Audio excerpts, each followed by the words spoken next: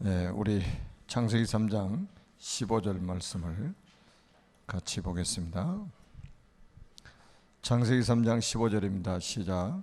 내가 너로 여자와 원수가 되게 하고 내 후손도 여자의 후손과 원수가 되게 하리니 여자의 후손은 내 머리를 상하게 할 것이요 너는 그의 발꿈치를 상하게 할 것이니라 하시고. 신분 올바른 예배입니다. 정확한 언약을 붙잡고 올바르게 시작했다면 올바른 예배를 드릴 수 있습니다. 어제는 이제 올바른 시작에 대해서 말씀을 주셨잖아요. 시작이 굉장히 중요하죠. 우리가 신앙생활 하는 것 봐도 어느 교회에서 어느 교단에서 신앙생활을 했느냐에 따라서 그 신앙 색깔이 완전히 달라지잖아요. 그러니까 이제 이게 처음에는 잘 몰라요. 근데 이게 가면 갈수록 이제 시작이 잘못되면 결국 마지막도 잘못되게 되는 거죠. 시작이 올바르게 되면 중간에 조금 이렇게 궤도를 이탈했다가도 다시 회복이 빠르게 될 수가 있고, 결국은 마지막에 가면 퍼즐이 딱 맞춰지는 그런 응답을 받게 되죠. 그렇다면 이제 우리가 올바른 시작을 했다면 올바른 예배를 드릴 수 있습니다. 하지만 정확한 언약을 붙잡지 못하면 올바른 예배를 드릴 수가 없습니다. 우리가 이제 창세기 그 내용을 가지고 이제 메시지를 받았지만은 오늘 그 제목이 창세기 3장 15절이잖아요. 이게 우리에게 영원한 언약이잖아요. 이 영원한 언약 중심으로 성경이 다 기록됐단 말이에요. 이거를 설명하기 위해서 성경이 기록된 거예요. 이 언약을 설명하기 위해서 성경이 기록된 거잖아요. 그러면 이 언약 붙잡은 사람이 해야 될 게 뭐냐 이 말이죠. 언약 붙잡은 사람이 결국 해야 될 거는 창세기 4장에 보니까 예배라는 거예요. 예배. 그러니까 예배 성공은 인생 성공이라는 말이 훌륭한 문장 하나를 만드는 게 아니고 그게 정말로 맞는 말씀이죠. 언약 붙잡은 사람은 그 언약 붙잡고 예배하는 것이다, 하나님 앞에. 그럼 예배 성공하는 사람과 예배 실패하는 사람은 예배 성공은 인생 성공이고 예배 실패는 인생 실패다라고 봐도 된다 이 말이죠. 그래서 사람의 말보다 하나님의 말씀을 듣고 정확한 언약을 붙잡는 것이 중요합니다. 지금 뭐 복음 제대로 모르는 사람 천지잖아요. 교회 다니는 사람들도 복음을 몰라가지고 그냥 성경책 읽으면 다 복음인 줄 알아요. 그냥 설교 들으면 다 복음인 줄 알아요. 그냥 성경 공부하면 다 복음인 줄 안다니까요. 성경 스토리 아는 것이 복음 아는 건 줄 알고 착각을 하고 있는 거죠. 정확한 복음을 우리가 붙잡아야 되잖아요. 정확한 언약을. 제가 청년 전도학교 때도 이야기했습니다만은 뭐 제가 창세기 강의할 때마다 그런 얘기 하잖아요. 성경 자체가 많은 나라들이 나오고 많은 사건과 문제들이 나오지만 크게 보면은 세 나라를 배경으로 해서 성경이 기록될 만큼 그 세 나라의 배경이 굉장히 중요하다는 걸 우리가 알아야 되잖아요. 그게 뭡니까? 애굽, 바벨론, 로마 아닙니까? 그러니까 이 세 나라를 배경으로 성경이 기록될 만큼 중요한 그 배경이 있다 이 말이에요. 그러니까 언약 놓치니까 노예되고 포로되고 속국되고, 언약 회복하면 다시 출 애굽, 출 바벨론, 출 로마. 이렇게 간단하게 우리에게 답을 주신 거예요. 그래서 언약을 정확하게 붙잡아야 된다. 그리고 이 언약을 붙잡고 예배를 해야 된다. 이거 안 하니까 자꾸 실패하는 거예요. 흑암이 무너지질 않는 거죠. 언약 붙잡지 않으면. 그러니까 가인은 예배를 드리고도 실패하잖아요. 가인은 언약을 놓치고 종교적인 예배를 드리니까 완전히 자기 인생 실패에다가 자기 후손들까지 다 실패하게 되는 거예요. 그래서 우리는 그러면 정확한 언약 속에서 어떻게 예배에 성공할 수 있을까요? 첫째, 최고의 축복의 자리. 예배는 최고 축복의 자리입니다. 다윗은 감사함으로 궁정에 들어간다고 고백했습니다. 궁정에 들어간다. 궁정에 누가 있길래 궁정에 들어갑니까? 왕이 있기 때문에 들어가, 신하가 왕궁에 들어가는 것처럼 그런 자세로 우리가 예배를 드려야 되잖아요. 그러니까 신하가 왕궁에 왕을 그 아련하러 갈 때 그 자세, 그 마음가짐, 그걸 가지고 우리가 예배를 드려야 되잖아요. 그러니까 사실은 이게 우리가 뭐 비대면 예배라고 이렇게 이야기하는데, 여러분 이게 그 좋은 단어는 아니잖아요. 우리가 대면에서 예배를 드려야지, 비대면 예배라는 이 말 자체가 상당히 비성경적인 거예요. 사실은 우리가 이제 어쩔 수 없는 상황에서 그렇게 하는 거지, 정말 우리가 대면에서 예배를 하는 게 정상이죠. 사실은 예배는 최고 응답의 자리이기 때문입니다. 초대교회 성도들은 감람산에서 언약을 잡고 마가다락방으로 갔습니다. 그 시간에 하나님이 최고 응답을 주셨습니다. 이것이 예배입니다.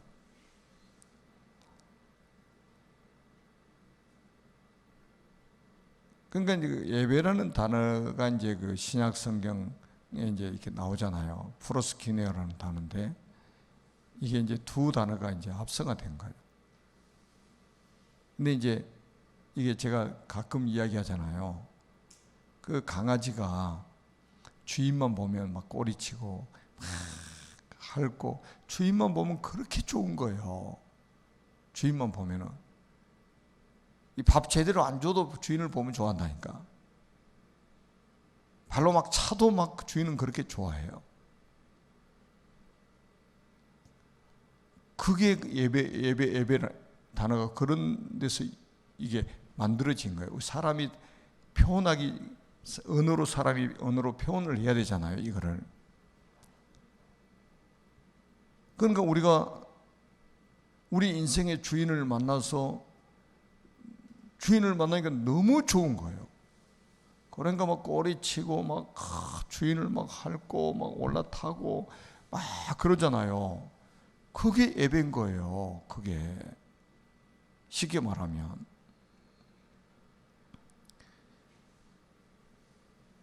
그러니까 뭔가 지금 사람들이 그 예배 축복을 제대로 이렇게 누리는 사람들이 그렇게 많지 않죠. 그러니까 우리가 만약에 그런 데서 그 예배라는 단어가 이렇게 설명이 됐다면은, 우리가 예배 드릴 때 나올 때마다 막 가슴이 벅차고 막 감격스럽고 막 진짜 기다려지고 막 사모해지고, 이런 마음이 우리에게 있어야 되잖아요. 이런 마음이 없을 때 우리가 정말로 기도해야 되는 거죠. 예배자로서의 그런 감격을 놓쳐버리고, 내 인생의 주인을 만났는데 그 얼마나 감사한 일이냐 말이죠. 그 다음에 두 번째는 광야입니다. 하나님은 광야길을 걷는 이스라엘 백성에게 성막을 만들라고 하셨습니다. 성막의 모든 내용은 그리스도를 설명합니다. 광야길과 같은 인생에서 예배의 중요한 언약을 붙잡으라는 말씀입니다. 그러니까 이제 출애굽해가지고 2년 동안 이제 하나님 말씀을 받고 성막을 만들고 하는 이런 시간표가 있었죠. 그리고 38년 동안 이 언약궤 모시는 성막 중심으로 이스라엘 백성들이 살아갔습니다. 그 말은 그리스도 중심이요, 예배 중심이요, 말씀 중심이요, 교회 중심이라는 거예요. 그러니까 이렇게 우리가 살 수 있다는 게 정말로 큰 복을 받은 거잖아요. 그리스도 중심, 성막 전체가 그리스도 설명하고 있으니까. 거기서 언약궤 있잖아요. 말씀 중심. 그 성막 자체가 또 교회 모형이에요. 교회 중심. 그러니까 교회 사랑하는 마음이 없는 것은 굉장한 인생의 위기를 만난 거예요. 말씀을 사모하지 않는 것은 그 인생이 굉장한 지금 영적인 위기를 만난 거예요. 그리스도의 비밀을 몰랐다? 그거는 정말 인생의 최악의 위기를 만난 거죠. 뭐 대통령 되면 뭐합니까? 그리스도의 비밀을 모르는데. 대통령 했다고 그걸 가지고, 그 자격 가지고 천국 갑니까? 절대 못 가잖아요. 그러니까 최악의 위기인 거예요. 구원받은 사람이 진짜 교회 중심으로 살지 않는다, 말씀 중심으로 살지 않는다는 것은 정말로 인생의 위기를 만난 거예요. 신앙의 위기를 만난 거예요. 그러니까 이런 축복을 사단이 야금야금 빼앗아 버린 거예요. 세상과 타협하게 만들면서 이걸 빼앗아 버린단 말이에요. 그래서 광야길과 같은 인생에서 예배의 중요한 언약을 붙잡으라는 것이 말씀입니다. 광야길, 그 보세요. 여러분, 그 광야길이 쉬운 길입니까? 지금 우리를 광야 생활을 비유했잖아요. 그러니까 사도행전 7장 38절에 보니까 스데반 집사가 설교를 할 때에 우리 조상들이 광야 교회에 있을 때 그랬단 말이에요. 광야 교회에 있을 때. 그게 40년 전체, 그 중에 38년 동안 성막 중심으로 살았던 자기 조상들 이야기를 지금 했던 거잖아요. 우리도 지금 광야 인생이잖아요. 지금 광야 인생. 여기서 교회 중심으로, 예배 중심으로, 말씀 중심으로, 그리스도 중심으로 우리가 살 수 있다는 것은 진짜 큰 축복을 받은 거죠. 성전의 축복을 통해서 회복하고 전하는 교회의 축복을 누리는 것입니다. 하나님이 약속하신 가나안으로 가는 길에 만나를 주신 것처럼 하나님은 세계복음화의 여정 가운데 정확한 시간표마다 역사하십니다. 만나도 결국은 지금 영적인 의미로는 우리 말씀이잖아요. 지금 매일 새벽 이슬과 함께 그날 먹을 수 있는 일용할 양식을 하나님이 주신 거죠. 그리고 금요일이 되면 안식일을 지키도록 하기 위해서 이틀치 양식을 내려주시는 거예요. 이렇게 하나님은 세밀하게 이렇게 우리 인간을 배려하면서 예배 중심으로 살도록 하나님 만드신 거란 말이에요. 매일매일 일용할 양식 주셨잖아요. 그날 필요한 양식을 주셨단 말이에요. 그 이상의 걸 거둬들이면 다 썩어버린 거예요. 냄새가 막 나는 거예요. 그리고 이제 예를 들면 그 안식일 전날에는 이틀치를 주셔가지고 안식일 일하지 말고 예배 올인해라. 예배 올인해라. 그리고 하나님 주신 영적인 힘을 얻어라. 너희들이 세상에 나가서 세상을 살려야 되니까 여세 동안 세상에 살아야 되고 세상을 살려야 되니까 힘을 얻어라. 영적인 힘을 얻어라. 거기에 집중해라. 올인해라. 이거예요. 그 과학자들이 연구를 했답니다. 과학자들이. 성경 왜 엿새 동안 일하고 하루 쉬라고 하셨을까? 그러니까 우리는 이렇게 영적인 것으로 해석을 했는데 과학자들은 그걸 연구를 오랫동안 한 거예요. 그랬더니 하루를 딱 쉬니까 그 엿새 동안 세상에 막 바쁘게 일하고 막 살았잖아요.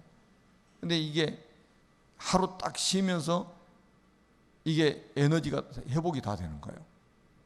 엿새 동안 막 쏟아부었던 그런 에너지들이 다 사람 회복이 되는 거예요. 그래서 성경에 보니까 뭐 안식일 있고 안식년 있고 막 그러잖아요. 희년 있고 그러잖아요. 그러니까 땅도 다 회복돼 버린 거예요. 쉬어주니까. 근데 지금 보세요. 365일 10년, 50년, 100년 땅 쉬지 않고 계속 농사 지어버리니까 이 농사가 막 화학 비료 같은 거 안 주면은 절대 안 되잖아요. 지금은 땅이 다 산성화돼 가지고. 그래서 하나님이 그렇게 안식일, 안식년, 희년 주셔가지고 희년에는 땅도 다 쉬도록 만들어 버린 거예요. 그 땅도 다 회복된대요. 그렇게 되면 우리 사람도 마찬가지예요. 그러니까 이제 이런 걸 모르면 그 돈 좀 벌겠다고 막 쉬지도 않고 막 계속 일을 하게 되면 여러분 기계도 다 망가지는 사람은 어떻게 하겠어요? 그래서 나중에 나이 먹으면 다 문제가 버리는 거예요. 굉장히 그러니까 이 과학적이란 말이에요. 그러니까 성경은 굉장히 과학적이면서 과학을 초월하는 그런 말씀이지 않습니까?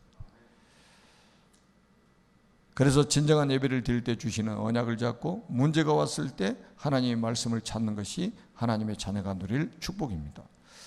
여러분, 그러니까 문제가 왔을 때에 하나님 말씀이 탁 떠올라야 돼요.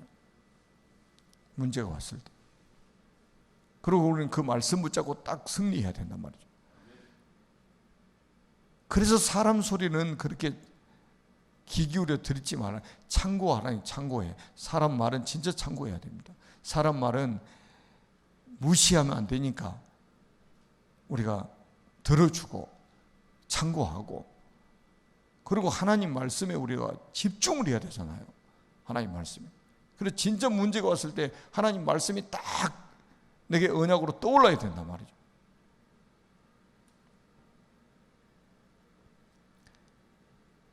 자, 언약 기도합니다. 강약길 같은 인생에서 중요한 예배의 언약을 누리게 하옵소서. 237 치유 서밋의 축복을 누리고 회복하는 교회가 되게 하옵소서. 예수 그리스도의 이름으로 기도합니다. 아멘. 오늘 또 최고의 응답을 누리는 날이 되기를 주님의 이름으로 축복합니다. 우리 교회 기도 제목 가지고 기도하겠습니다.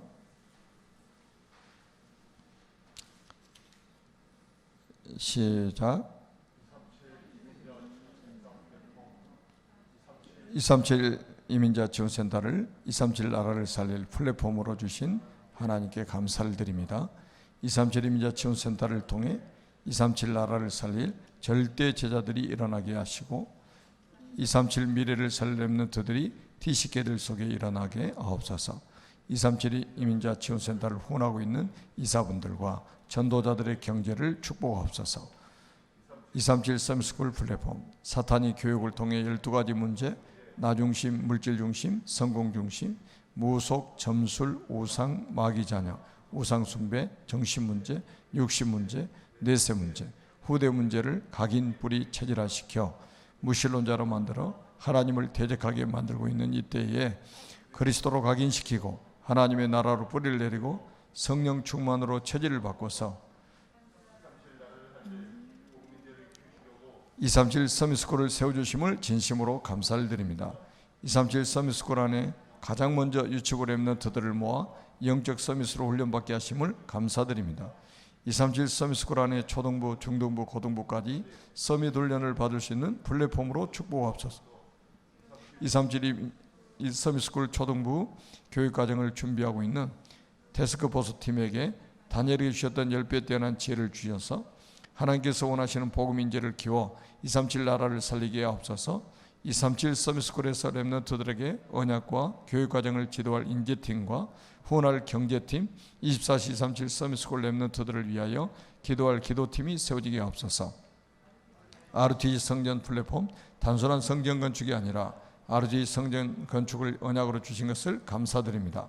다시 성전 건축을 하고자 마음을 먹고 준비했던 것이 특별한 일이 아닌 지극히 당연한 일이었던 것처럼 우리도 RPG 성전 건축을 통하여 237 치유운동과 237 서밋운동을 할 수 있는 최고의 플랫폼이 될 수 있도록 역사하옵소서. 전세계 우상신전을 세워 사람들을 멸망의 길로 이끌어가고 있는 사탄의 강력한 진을 무너뜨리고 세상을 살려낼 수 있는 하나님의 RPG 성전이 건축되게 하옵소서. 렘넌트들 영성과 지성을 겸비하고 믿음과 실력을 갖추고 하나님을 알고 세상을 아는 영적 서밋, 기능 서밋, 문화 서밋으로 세워서 세계에 복음할 수 있는 플랫폼이 되게 하옵소서. 전 성도가 벽돌 한 장 한 평 한 방 한 기념관에 기쁨으로 동참하여 후대들을 위하여 기념비를 남기게 하옵소서.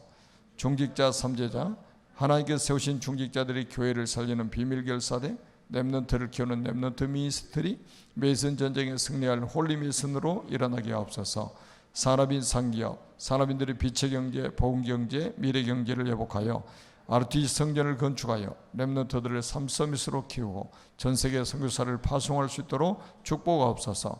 한우와 새가족, 절대 불가능한 문제까지도 하나님 보좌 앞으로 가져갈 수 있는 영적 서밋 타임을 예복하여 절대 가능케 하시는 하나님의 역사로 가정과 가문의 증인으로 서게 하시고 언약의 여정, 전도의 여정을 살아가게 하옵소서. 미래를 살 렘넌트들과 언약 전달하는 교사들이 최고 은혜 받게 하시고 삶을 통하여 그리스도를 끝까지 전달하는 사명을 감사함으로 누리게 하옵소서. 중직자 임직식을 놓고 기도합니다. 중직자의 보호자, 생명관 동역자, 평생의 식주인으로 all in, all out, all change하는 중직자가 되게 하옵소서. 가장 먼저 영적 서밋으로선 중직자들이 되게 하시고 하나님 앞에서 믿음의 결단과 고백을 드리는 가장 축복된 임직식이 되게 하옵소서. 만왕의 왕이신 예수 그리스도의 이름으로 기도합니다. 아멘.